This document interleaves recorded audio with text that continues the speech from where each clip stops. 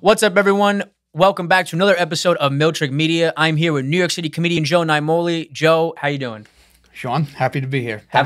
Thanks for having me. Of course, yeah. Thank you so much for coming on the show. I appreciate it. So, how's everything been? How's your 2021 been? Bumpy. I feel like everyone else's. That's a great adjective. Yeah. Bumpy, rocky, undetermining. No, stressful. Oh, for sure. But no, I mean, like, it's cool. I met you recently at the Hop Shop. At a performance at the Hop Shop like a week or two ago. I think it was the holiday party, and you performed there. It was like a Thursday. Yes. And so that was the first time I saw you, and yeah, you had a great set. That was really enjoyable. So, when did you start? It's okay. How long ago did you start as a comedian? How long ago did you start? I fucked that question up. No, wow. That's funny. How long have you been a comedian? When did you first start? Stand-up comedy at probably 2012. Cool. Acting 2010, a few years before. I actually tried out for Last Comic Standing in 2010, and I was god-awful. So I didn't really, I just blindly went into the city when they had one of the auditions, not knowing anything about it. And I remember there's a couple of rounds once you get in after you wait online forever, and I didn't make it past the first round, and I was like timid and scared. I was talking like this, because I didn't want to. I was embarrassed of my own voice, and clearly not now. But I remember the woman said, she goes, "You have funny ideas." She goes, "You just have to be more sure of yourself." So that was like, it was like a kick. But that's what I needed, because I was garbage and I had no experience doing it. So then, like, those 2 years, I kind of mustered up enough courage to start doing it. And then, believe it or not, I was at an old job, and a friend of mine, we were talking in the back room. We used to work retail, and I said I always wanted to be a stand-up comedian. And he goes, me too. And we kind of just like looked at each other and then said, you know what? We looked up an open mic, and we went that night. Bombed again, clearly. On impulse, you just went to your first performance after the shift. It was like 10 o'clock at night. We went straight to the city. We found an open mic, and then that's awesome. And we from then on, I was like, all right, let's do it. And you went to a place in Manhattan. Do you remember the name of the open mic, where it was in the city? Oh my goodness, it was one of the improv. It was one of the big improv. It was like Upright Citizens Brigade. What's the other one? It wasn't UCB. It was I know the Pit. It was an open mic at the Pit. The Pit, okay. And we were, I believe it was the Pit, and we were just awful.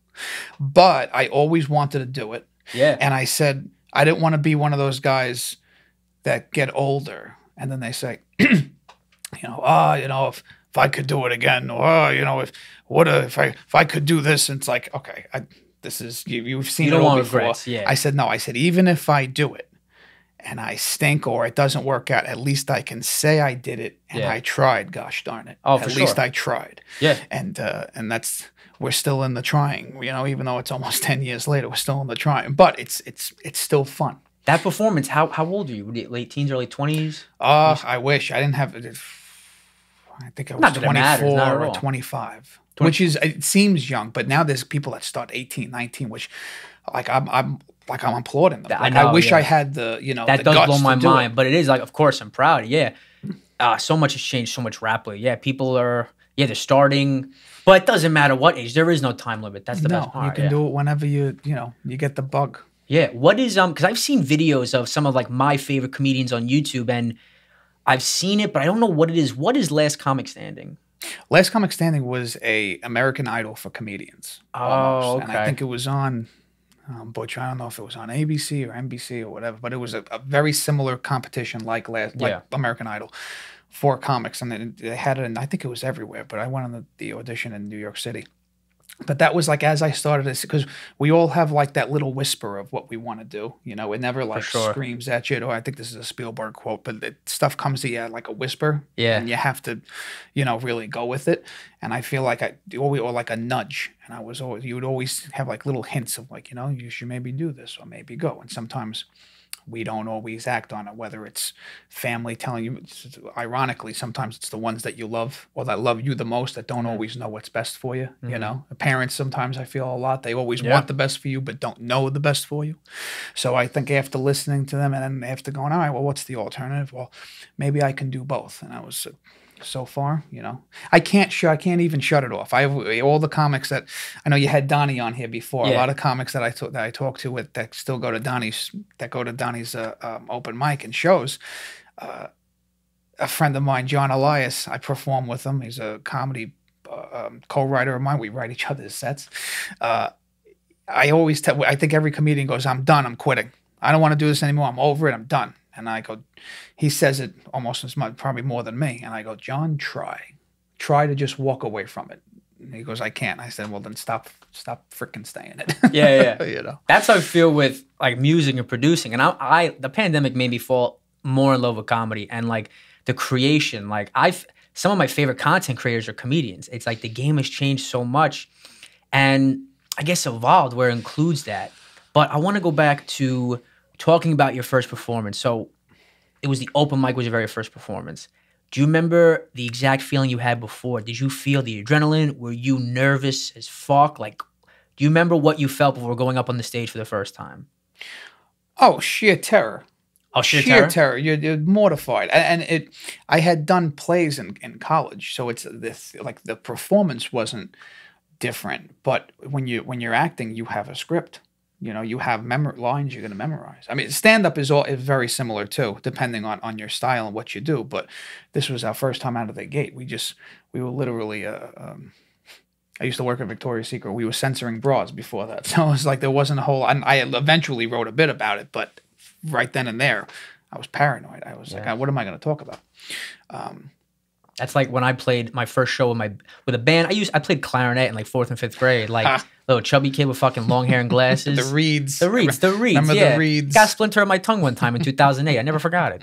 But basically that too. And I remember like I was in like an alt rock band, like, you know, whatever. And we played like a show right here on Bay Street. But I was like 16. And I was horrible first show. Like, you know, because it was my first show. It was fun as hell. I was excited, but looking back, I probably wasn't that great, but you had to go past it. Right. But would you say, so your family was very supportive of you becoming a comedian? You said your friends, or was it your family? Not first. They pushed you? Were they like, "Joe, you're funny as fuck, you should be a comedian," or what? No. They were like, "Joe, don't do this." Oh, don't do this. Are you serious? Oh, gotcha. You know, there's no, like they clearly always joking around, and I think they low key supported it, but they always want you to pursue other things for, you know, they didn't. And I think it was hard for them to realize that you can have your passion and your job. You know, you can work and still do something on the side, for which I think is you have to. I think everybody should have something in between work and their you know family that makes you get up in the morning. Besides you know the other two. And your job or whatever you do, like your job, that can also fuel your passion, your creative career. It depends on how you make it work. It could definitely work. Right. There is no one path. You find a way. Or some people they're in the camp where, no, there is no plan B. The only plan B is plan A. And more power to you. Like, I've heard that too. I heard that if you can't, you know, don't have a plan B because then you'll never, you know, I'll get back to you in you know, 50 years, 40 I'll get back years, to you, 10 years, however it might be. But I don't know. But we've seen mixed results with everybody. You know, I feel like not everybody has to go through the same blueprint, you know, to get to what they want. So what are your biggest influences as a comedian?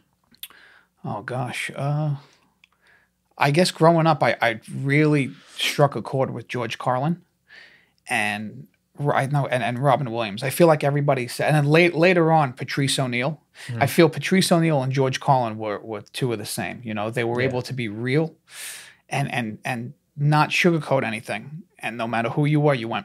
Even if it didn't make you laugh, you were, which it always did, but you were engaged, and that's what. Some people had said at certain shows, they go, not that, and I can tell, not that they were laughing, but nobody's looking at their phone. You know, I've done sets where people get bored. I remember when I first started, and later on, somebody was like, "Oh, you're engaging." So I said, "Okay, fine. As long as I'm engaging, then I'll work on being funny." You know, but obviously you want both. But Carlin was always, I always like had him. Like CDs of his books, Brain Droppings and Napalm and Silly Putty. I would read them back and forth. He was one of the first I heard of as well because he was huge from the 70s to the 90s. And my father, and I think one of my uncles liked him, but he was so famous in the 90s and early 2000s when you had still like those huge pay-per-view HBO specials. He was one of the first comedians I heard of as well. Oh yeah, well he was doing it from he was the hippy dippy weatherman, I think, in the 60s or 70s. Yeah. And if you watch his early stuff, excuse me, if you watch his early stuff, he totally he changed. I mean, but he changed for the better because he started to get more and more, I guess, real. I didn't even know Robin Williams was a comedian, only because, you know, I was born in 97, so I knew of Robin Williams at first from like a lot of great movies he was in that was like those PG-13. Like I remember he was Mrs. Doubtfire. I remember he was in that movie RV. I was like 8. So like I didn't even know he was a comedian. I remember I discovered some old clips and he was hilarious. But it's like that energy and the Mork and Mindy era, like it's wild. It's yeah. You were born in 97? Yeah. Not to cut you off. Oh my God. Yeah, not a surefire way to make somebody feel ancient. Holy shit. My bad. See, I don't like to always say it.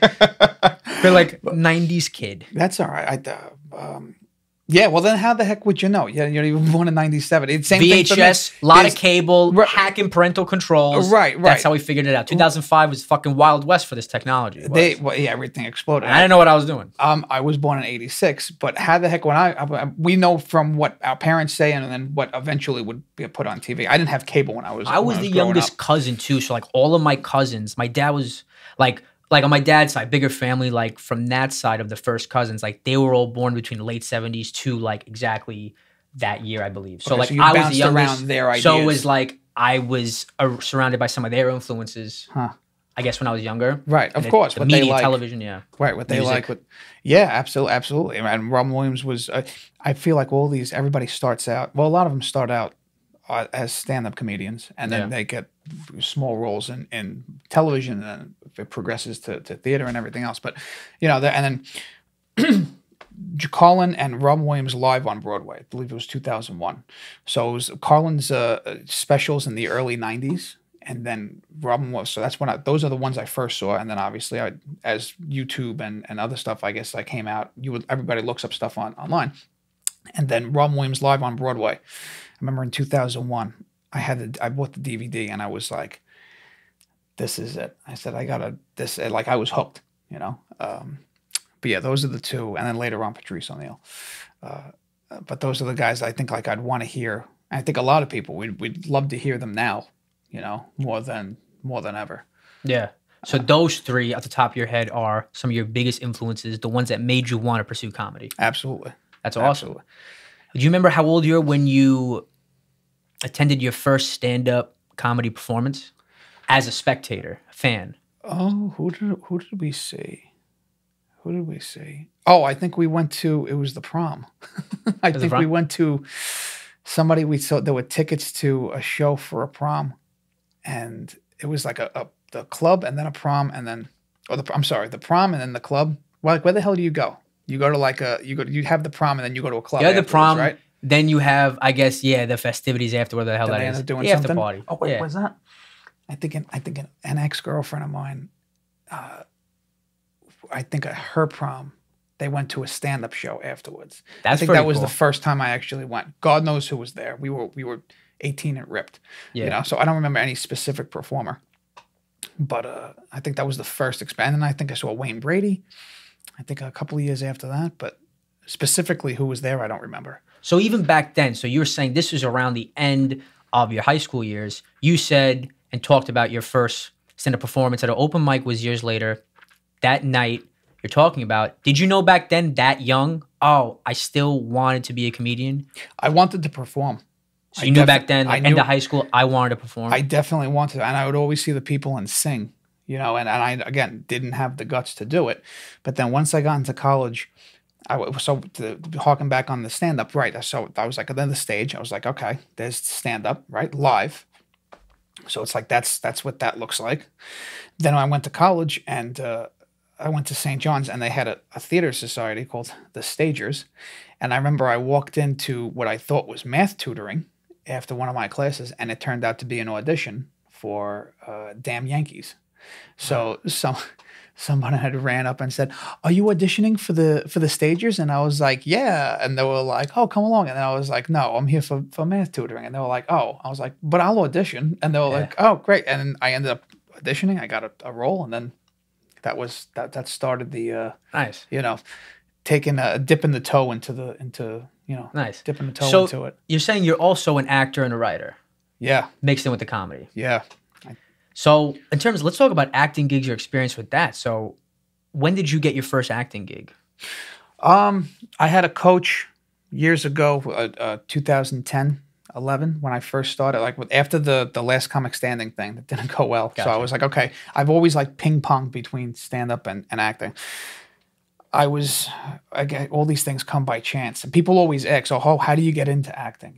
How do you do this?" And no, there is no way, and no one ever tells you a way. No. So I'll tell you exactly how I did it, and because it's all by chance. So I remember I was in the DMV for oh my goodness, what was it? No, it wasn't DMV. It was jury duty, and I was talking to a fellow on the left of me, and he goes, "We just started talking about a movie." And I said, you seem like an actor. And he goes, I am.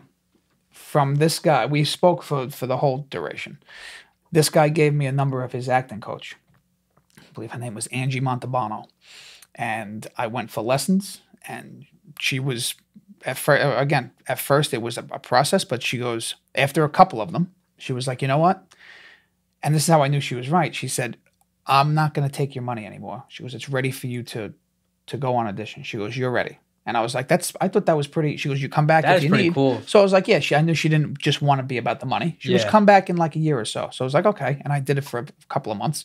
And then I started going on auditions and I started doing some stuff. I had little bit, first you start with extra work, when you start, and extra work is really you're a fern with, you're pretty much a fern. Yeah. With no line, just stand there. They'll place you and make you look how you want to look. And you always hope that, oh, maybe he'll give me a line.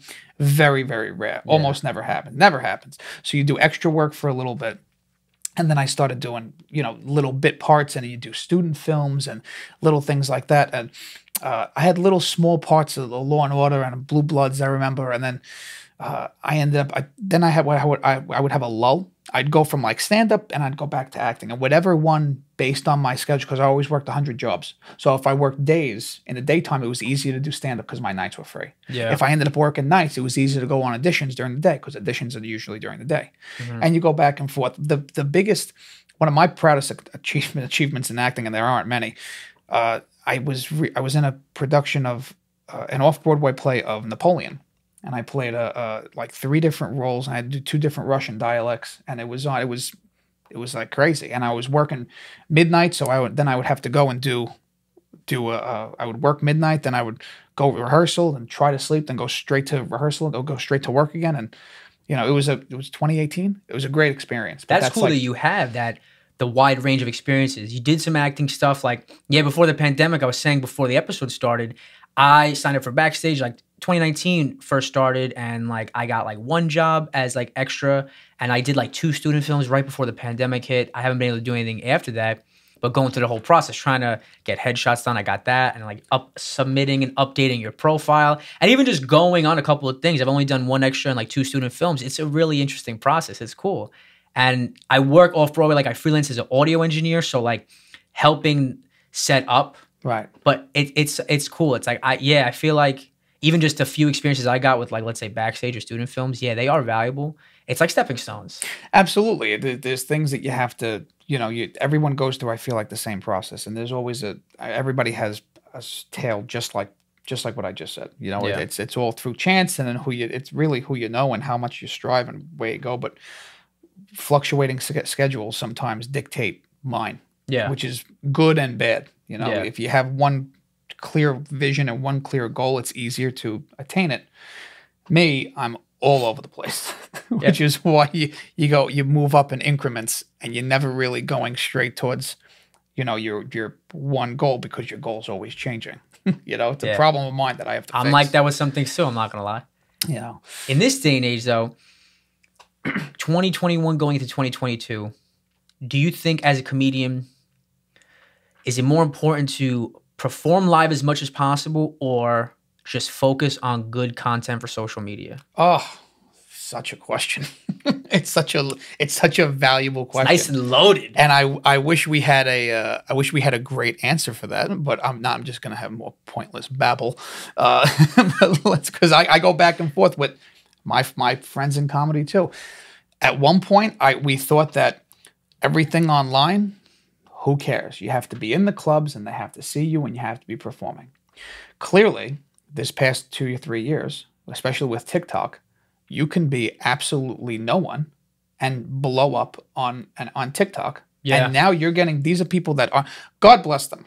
And this, don't let me come off as like they're not real comedians, because if you're working, you're a comic. You may not have as much experience as some of the rest of us, but if people like what you do and you're making people laugh, you do it. And there's another thing I'll say. A lot of people always like, oh, you know, they're not even, and this is, I know, because when I was younger, this is how I felt. And then we get older and we start to mature and we go, there's enough for everyone to eat. Like there's enough for everybody to still reach their dream and their goal. You know, naturally go, you know, you're always looking to see, oh, what are they doing? What are they doing? But never blame yourself because of someone else's success. It means that you just have to work harder. Getting back to the content or stage performance, I think it's a mix of both. Some things work better for other comedians. I know like impressions are huge. I can do them. I've gone viral last year from the Governor Cuomo impression. I'm doing this almost 10 years. That blows up. They're easy for me to do. I don't want to be totally about them. You know, I know I could easily get to a certain spot, but I feel like I have so much more. And not to say anything about impressions, because it's incredibly hard. And you can even, there's guys that are doing them great. They work them into stories. They have them all talk to each other. It's fantastic. But I feel like I have so much. I have other stuff. I have like, if you would see my apartment, I have papers everywhere. It looks like 1,000 phone books. Remember a phone book? Remember phone books? Yellow pages. The yellow page. It looks like phone books exploded all over my apartment.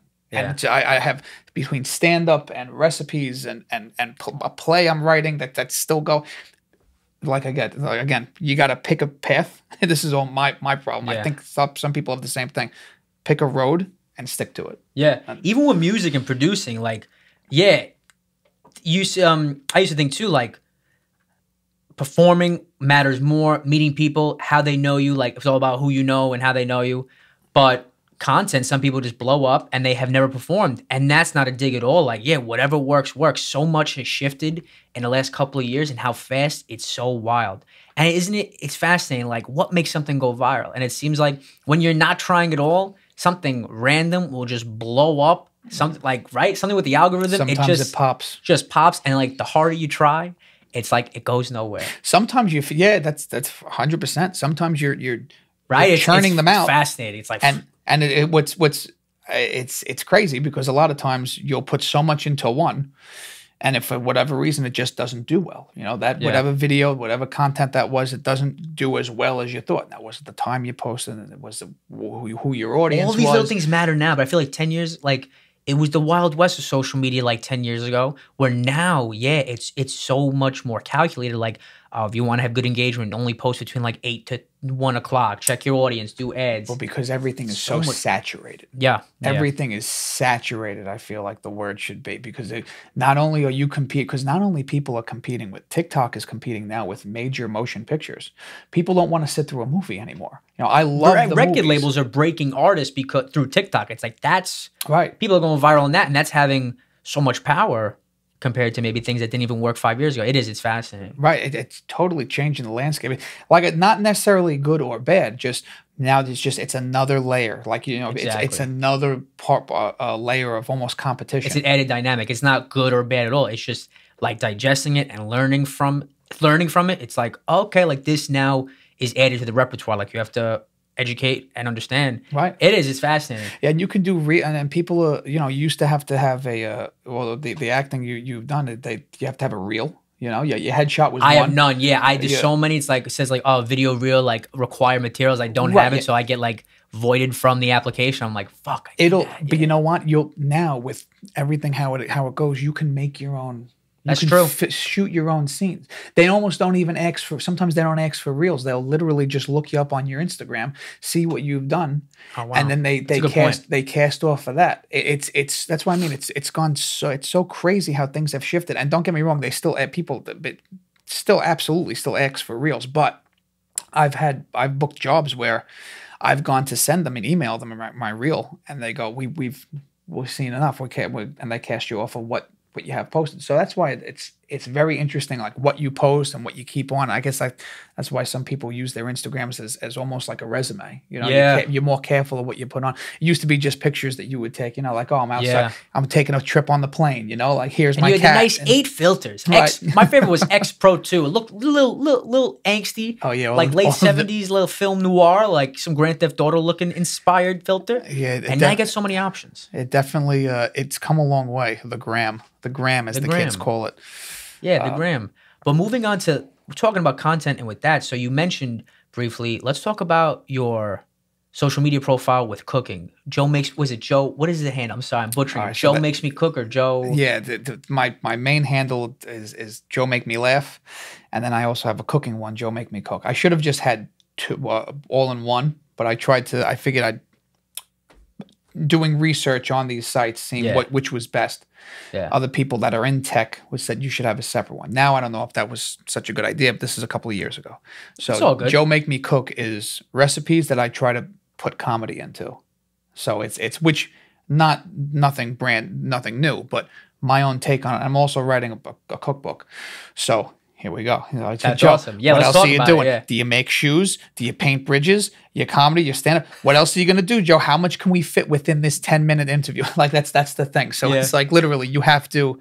If I pick something and stick with it, I'm sure things start opening up when you go. But because I bounce all around, but that's me. You mean, do you think if you really honed in on like one or two things, you just maybe not the as much as the classic definition, like, because what is working? I guess you're right. Money. Yeah. So like that's the other thing. When people go, oh, like you make it. I think we're making it now. I think as long as you have a breath in your body and you're doing what you like to do, I think you it's all part.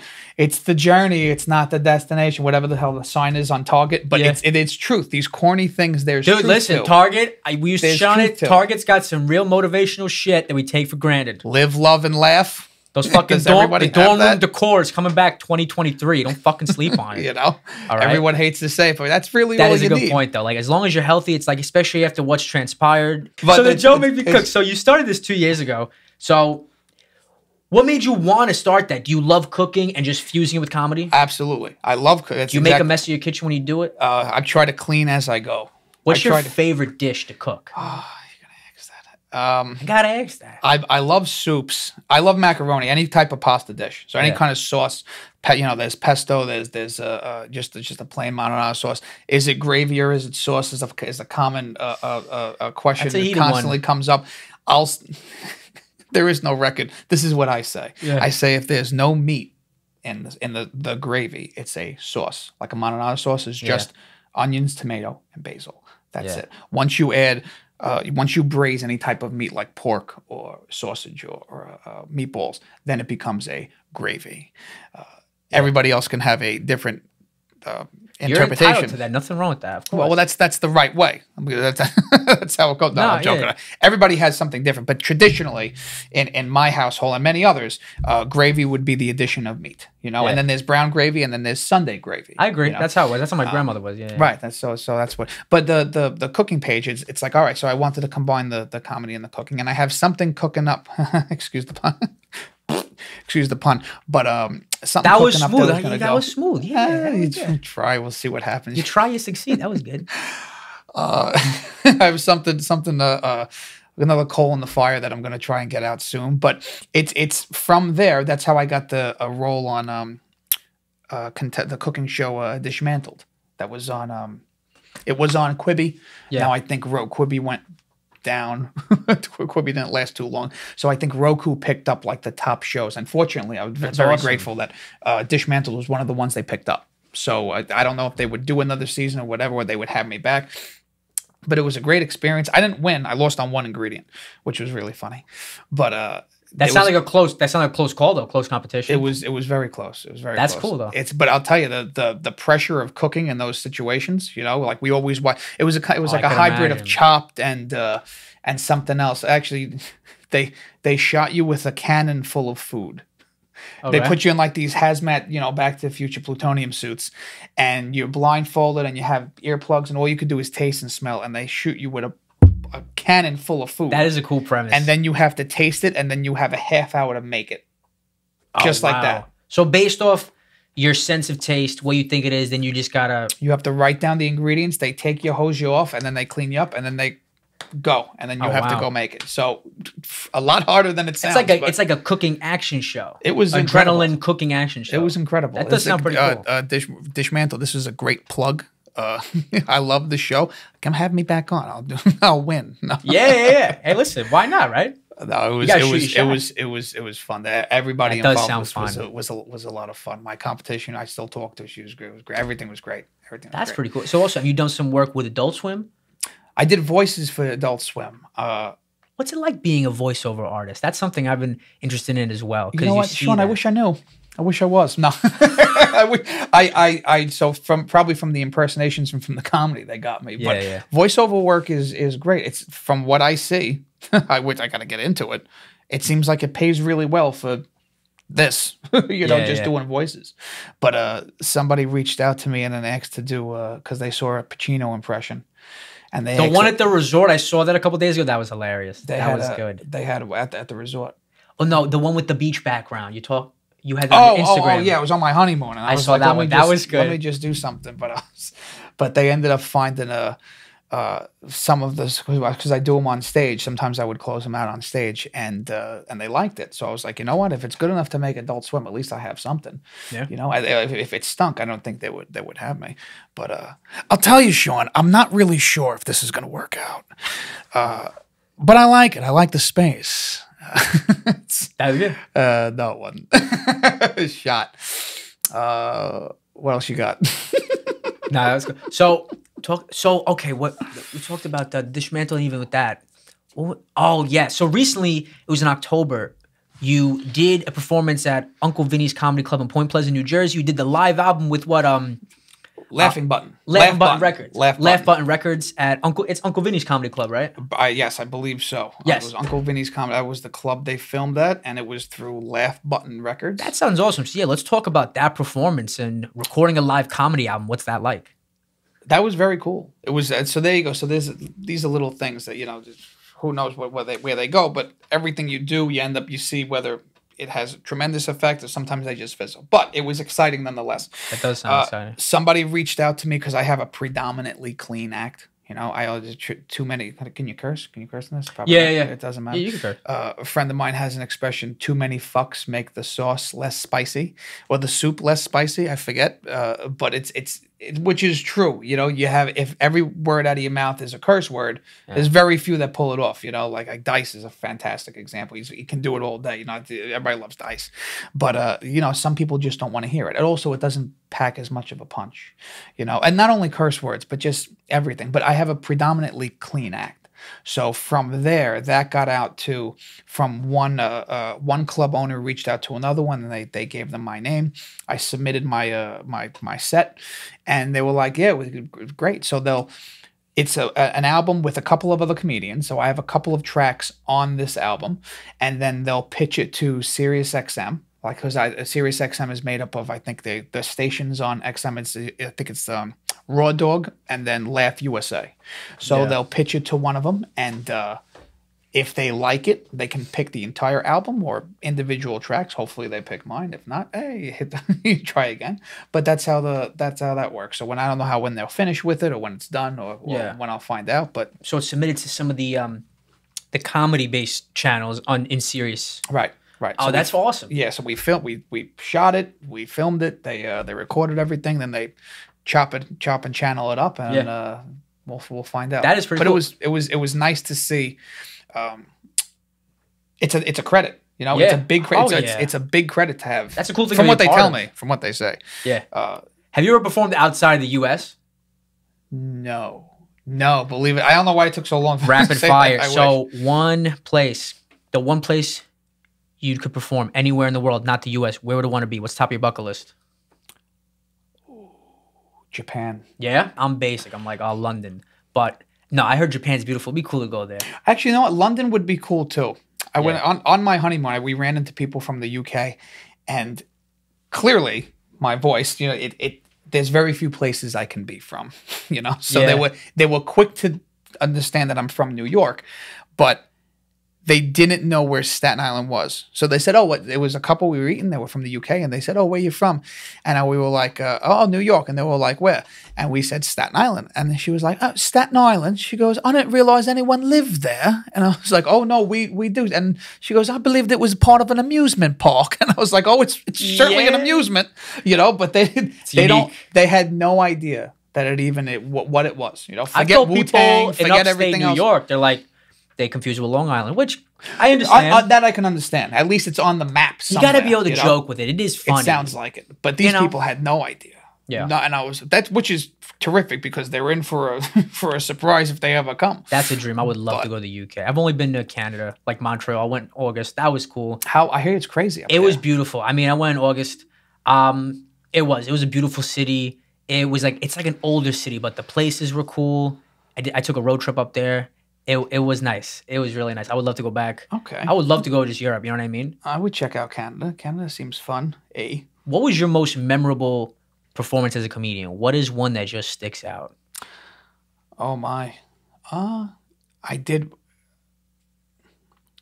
Maybe none of them are top, but I have a couple of second tier ones that I really think of. I think opening for Bob Nelson, who was a big name, used to be a big name, had a bunch of HBO specials, and he's hysterical. Bob Nelson, Vic DiBitetto, and then most recently, probably this album now, which would be cool. And then just sharing the stage with others you run into. I don't know. I guess the opening for Bob Nelson, who I used to watch also as a kid, and then this newest album was pretty cool. That is pretty cool. The newest album, this first album, which I have. That does sound really cool to be a part of. When it comes to booking a show as a comedian, how does it work? Is it similar? Because I only know like when I've been in a band, booking a show in a band. How do you book a show as a comedian? Do people reach out to you? Do you have to like send an email to a club promoter? It depends on what you do. You have to, if you produce your own show, you can rent out a place and book. So usually we try to do 2 big shows on the island a year. Because sometimes guys do, several smaller shows throughout the year, one a month, one every 2 weeks. But that's harder to get a crowd. And also, how do you churn out that much new material? We try to, comedy friends of mine and I, we try to do 2 big shows on the island a year. Or we used to do one every season. COVID kind of whacked it. But so how do you do it? You have to, if you don't get called or booked through somebody else knowing you or hanging around the club, someone sees you, go talk to, it's all networking. If you're going to do your own show, you have to rent out a place. Mm-hmm. So we would do, you're literally helming the whole thing. And it's a lot of work. You either pound the pavement in the clubs or you produce your own show and then invite club owners and agents and stuff to come to your show. Oh, you mean and so you rent out the venue you can and rent you out get a the venue. Buzz. Right. So you can do you rent out a stage. We did see at College of Staten Island 2 years ago. We did that was a cool experience. We would do bigger restaurants that had somewhat of a stage in the back, But then there's all different. So you're calling the club owner, right? You set up the time. I make flyers. I literally print out flyers and then bring them to the banks. I bring them to, the mall. I bring them to places. I go, hey, can you hang this in your storefront window? If they say no, hey, can you hang it in your You're like your own street break team. Room, right? Yeah. So you have to pound the payment. I would do the biggest things I do, which would get a lot of people, is when we're doing a show in the spring, I hit up all the bakeries. I put a flyer right on the windowsill. Oh, I asked them, obviously. You asked the bakery to put the flyer on the windowsill right before Easter Sunday. And people that line up down the block, I would hit every telephone pole around the block because on Easter, day before Easter, there's people lining up for bread through the roof. So that's a really cool idea. I never thought of that. They're definitely going to see. So that's whenever I did a show in the spring, that was a given. And then you got your own marketer, and you got to you got to get the talent, and you got to get the rest of the comics. It's a lot. It's a lot to do, but the payoff is great. I'm able to. We sell out. Fortunately, we sell out every show we do. We started doing at the Looney Bin. That was the other thing where we started the Looney Bin on Staten Island, the Staten Island's Comedy Club. But there was another one on Noodle Lane. I forget. There was one on New Upland. I forget what it was called. And then there was another one I think called Grandpa's, which people tell me about. I was too young for it to even exist. But when older people ask me, "Oh, did you ever perform there?" I go, "I was in diapers. I have no idea." That's cool. I think it was. I didn't even hear about Grandpa's. these. Yeah, but I heard there was so many great clubs. But yeah, no, it depends on what you do. It's better to be in the, you either invite agents to your own shows, or you got to be in the clubs and try and doing your open mics of practice. When you write jokes, I'm not a comedian at the moment, so I love asking and trying to learn, like as an outsider, how does someone write jokes? Is it like a story? Is there an intro, middle, and conclusion for you? Do you prep and write it down, or is it just improv, you record, then hash out later? How does it work? Usually you get everyone's different. Depends on your style of comedy. The way I write is I write everything. Some people just have small jokes. Some people tell, joke, punchline. I'm more of a storyteller. The problem is I'll fill a notepad here, and then I have to cross out and edit and then rework it. So I'll write pages. I'll write 3 or 4 pages and go, okay, this is filler. This is too much. You try to do it in the least amount of words possible. Telling a story that could be, daunting, but the payoff is huge. Then having a callback to try to reach. But, when you mention something in the beginning, you bring it back to the end. I try to make everything somewhat of a tale or a story, almost like which makes sense, I guess, because of the acting background and stuff like that. But some people, I know friends of mine or guy I write with, he'll write just a little bit, and then we have to stretch it out. I write so much, and then we have to chop and channel and cross out. But everybody has their process, and you have to write it down as soon as you get it. So as soon as you get an idea, I keep cutting you off. As soon as you get an idea, you're not at all. No. You either write it down on your phone, you make a voice memo, and you write them because you go, I'll write it down later. You'll never remember how it comes to you. I forgot. I have too many voice memos, years in the making, where I don't even know I have them because I forget everything. Any idea, I just try and get it in there so I don't forget, but then I forget I had them. And I have like new recording 1178. I'm like, what the fuck is this? But it's label them. Yeah. I just getting married, which was nice because now my wife, that's just sounds congratulations, weird by the way. Yeah. It sounds so weird to say. Thank you. Congratulations. But it's great because now she's like, okay, well, one, we're not living like this anymore. So I was like, it's a good point. I have a system, organized chaos with shit everywhere. But she got me one of like the little cardboard filers, so it's like, okay, great, because now I can actually take all of this stuff and put different types of jokes. And I go from I have like cooking stuff and like stuff with my play and stuff like with the comedy, and then you have to go into like different jokes and like you just categorize everything, so it's easier. I had organized chaos, but then I'll find a joke that I wrote a year ago and go, oh, I totally forgot about this. Yeah. So would you say your comedic style is cinematic or more minimalist? I guess cinematic. Minimalist would be more of maybe like joke punchline, almost like a Dangerfield-esque, which not that he wasn't, he was another master, the master. But I feel, I guess cinematic, because I guess I'm telling a story, I'm trying to, I try to paint a picture, so it puts you into like my own little world, so to speak. It is cool to hear the different styles, like, and how, because you talked about your unique background, you were talking about, with the off-Broadway performing, you've been experienced as an actor, a writer. That's why I mentioned cinematic, because those are really unique experiences, tying it all together. Right. Sounds like a cool mixture. It's, what it is, and then here's the other thing. Stand-up is the one thing where you are the writer, the director, the actor. Everything is yours. You're not bouncing off of anybody. You're your own direction. You own the stage up there. So I guess that's the appeal from my perspective, but from everyone's. It's you run the show. So it's anything goes. So when it comes to performing and developing a set, do you mostly do 15, 30 minutes? How long does it take as a comedian to hone in on a 30-minute set? Well, I mean, it could take forever. It depends. Is it like an album, like how musicians make albums? Is it like that? Usually, you don't set out to write a 30-minute set. Usually, a 30-minute set is comes together over time of jokes that you can have certain segues and transitions to. I tend to write 15-minute or 10-minute pieces, which all well and good, but when you're getting into clubs, a lot of times they give you a tight 5, we're thankfully a little past that now, but when you're first starting, the most you get on at clubs is a tight 5. I heard that with late night spots, like whenever comedians do late night television, like you have like 5 minutes. They'll give you, that's how everybody starts. They give you a tight 5. So you have to be able, so that's no warm up. You can't do any crowd work. Sometimes you got to go straight into it, or you do crowd work and you have 2 minutes of jokes. Excuse me. I have probably an hour to an hour 15 maybe of like real polished, and then like another half hour of stuff that's almost done, like 3/4 of the way done.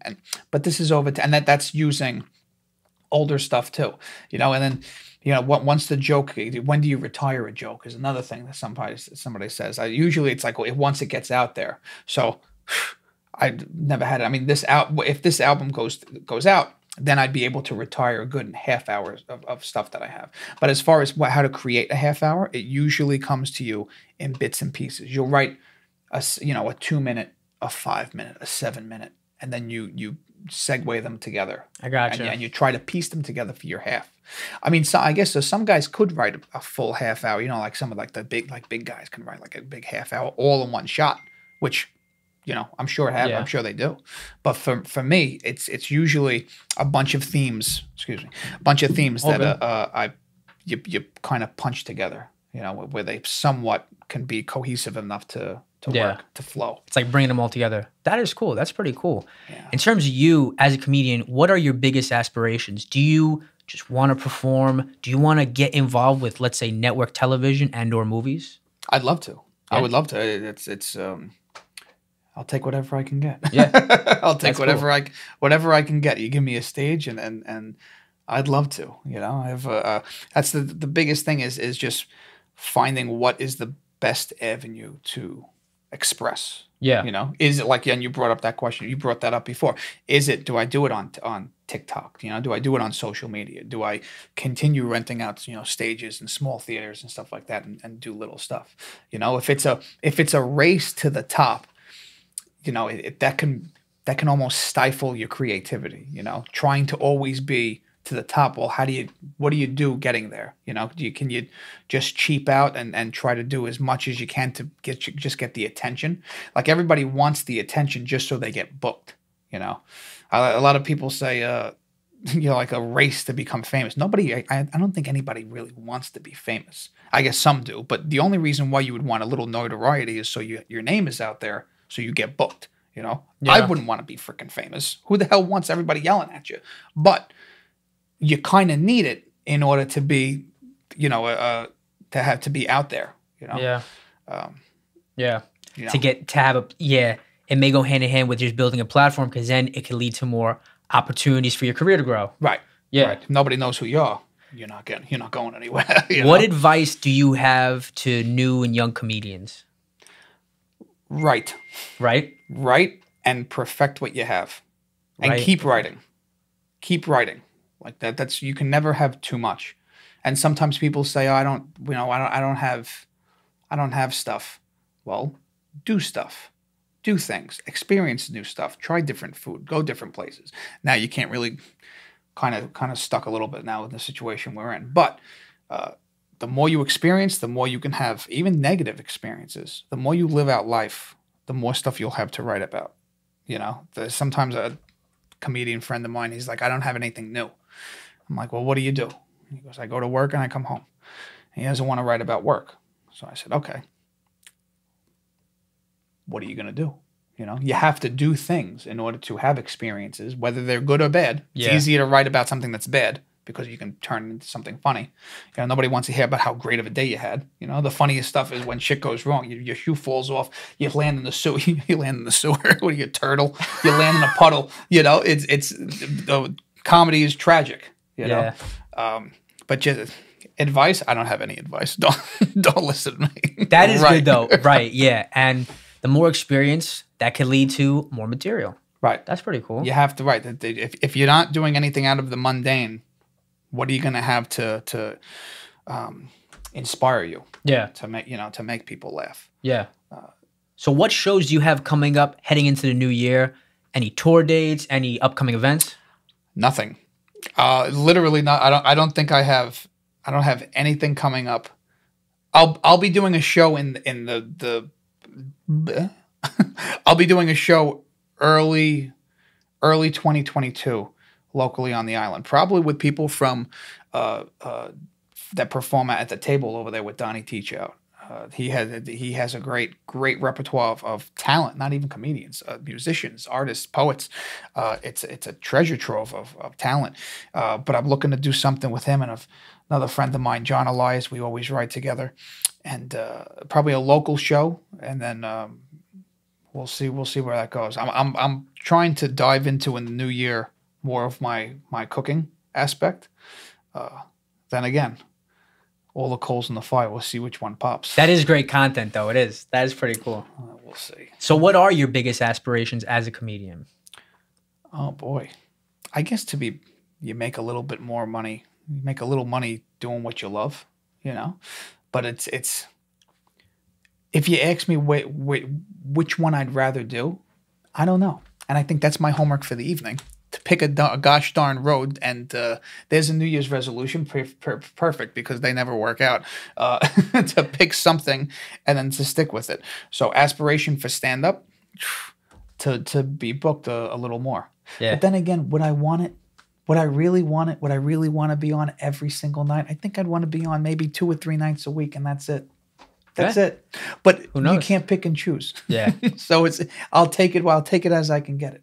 If you could pick one comedian, dead or alive, to share the stage with, who would it be and why?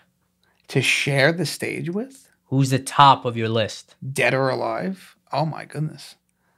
I'd either say Carlin, or I'd probably say Patrice O'Neal, just probably because I'd want to see him roast me first.